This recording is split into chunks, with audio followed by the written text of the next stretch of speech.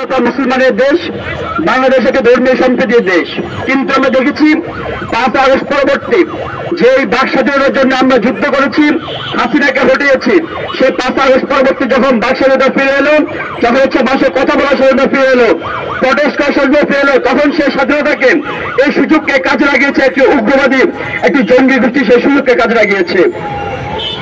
প্রিয় মুসলিম, আমরা একটা কথা স্পষ্টভাবে বলতে চাই, আমরা হাসিনা সরে যাওয়ার জন্য হাসিনার বিরুদ্ধে যেভাবে আমরা যুদ্ধ ঘোষণা করেছি, একইভাবে যারা হাসিনা এজেন্ডা বাস্তবায়ন করতে চায়, আমরা বলি চাই যে হাসিনা বলেছে এদেশ হচ্ছে জঙ্গিবাদের দেশ, এদেশে জঙ্গিবাদ চর্চা হয়।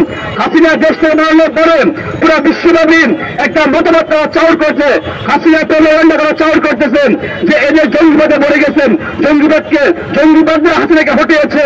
আমরা দেখেছি হাসিনার যে মতামত, সেই মতামতকে বাস্তবে প্রতিপালন করার জন্য জঙ্গিবাদী এদেশে র্যালি করতেছেন, প্রকাশ্যে মিছিল মিটিং করতেছেন।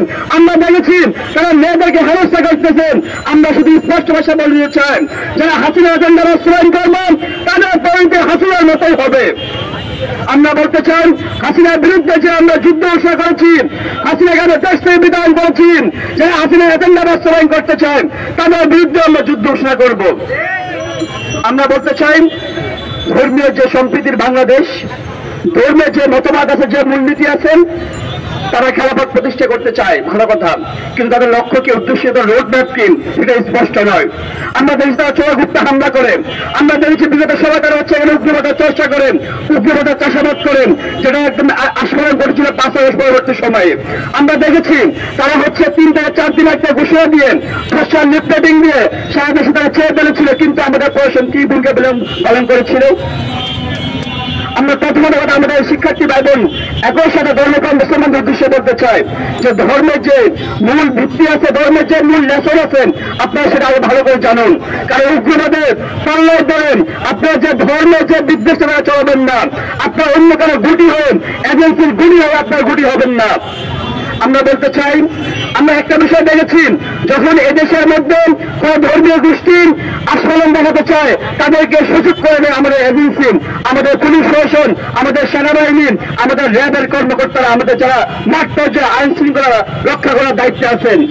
কিন্তু এর আগে আমরা কি দেখেছি, সেই পুলিশ সেনাবাহিনী কি ভূমিকা পালন করেছিল? আজকে আমরা একটা বিষয় জানতে চাই, একটা প্রশ্ন রেখে যেতে চাই যে পুলিশের এখানে ভূমিকা কি, এখানে আইন শৃঙ্খলা রক্ষাকারী ভূমিকা কি? আমরা একটা বিষয় স্পষ্ট বলতে চাই, যারা হচ্ছে আজকে যে উগ্রবাদের মিছিল বের করেছিলেন, তাদেরকে অতি শীঘ্রই আগামী 48 ঘন্টার মধ্যে গ্রেপ্তার করতে হবে।